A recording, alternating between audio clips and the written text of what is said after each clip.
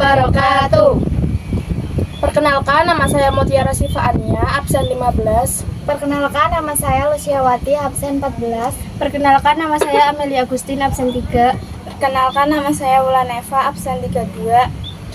Hai semuanya, kali ini kita akan belajar sejarah bersama-sama ya. Halo juga, di episode kali ini kita bakal ngebahas soal Perang Kediri. Ini salah satu momen penting yang jadi titik akhir di Kerajaan Kediri loh.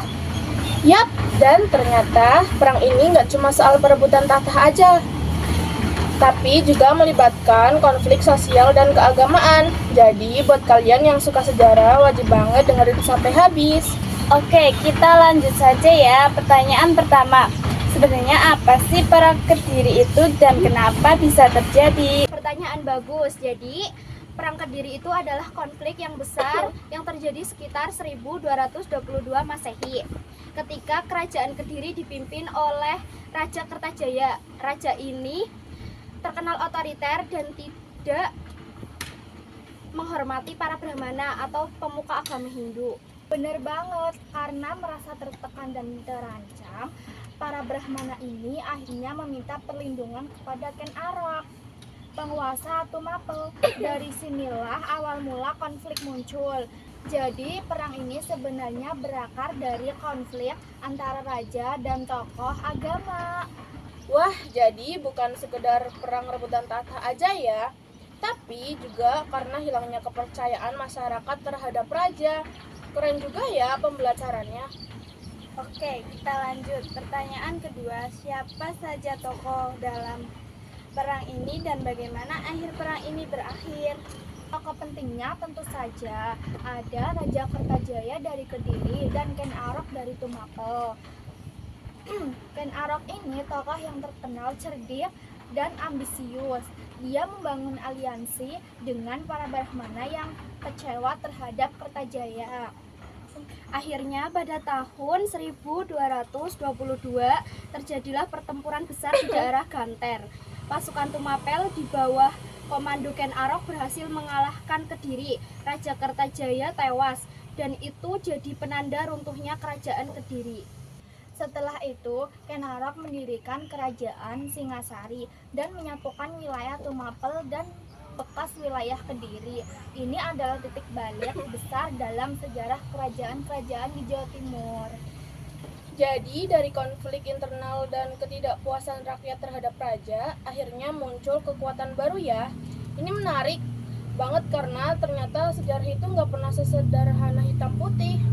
Benar. Nah, lanjut ke pertanyaan ketiga. Apa dampak dari Perang Kediri terhadap perkembangan sejarah kerajaan di Indonesia?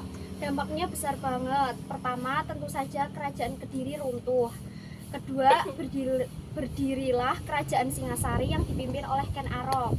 Dan dari kerajaan ini lahir tokoh-tokoh penting lain seperti Anusapati, Ranggawuni, dan Kartanegara. Dan jangan lupa, dari garis sejarah ini juga muncul Kerajaan Majapahit, kerajaan terbesar yang ada di Nusantara. Jadi bisa dibilang kalau nggak ada Perang Kediri, mungkin sejarah Indonesia akan sangat berbeda. Wah, ternyata efeknya panjang banget ya. Dari satu konflik bisa muncul kerajaan besar yang mengubah arah sejarah. Oke, terakhir nih ya, pertanyaan keempat. Apa pelajaran yang bisa kita ambil dari Perang Kediri? Salah satu pelajaran terpenting adalah pentingnya memimpin yang adil dan bijaksana. Raja Kertajaya kehilangan dukungan karena kepemimpinannya yang arogan dan tidak memperhatikan kepentingan rakyat serta pemuka agama. Selain itu, kita juga belajar pentingnya strategi dan membangun aliansi. Ken Arok berhasil menang bukan hanya karena kekuatan militer, tapi karena dia pintar menarik dukungan dari pihak-pihak yang tidak puas dengan pemerintah saat itu. Keren banget. Jadi kalau disimpulkan, Perang Kediri itu bukan cuma soal perang ya, tapi tentang perubahan sosial, politik, dan strategi kepemimpinan. Semoga podcast kali ini bisa bikin teman-teman lebih paham dan tertarik belajar belajar sejarah Nusantara ya. Dan ingat, sejarah itu bukan untuk dihafal, tapi untuk dipahami supaya kita bisa mengambil pelajaran darinya. Sampai ketemu di episode selanjutnya ya. Kita bakal bahas sejarah yang gak kalah seru loh. Dadah!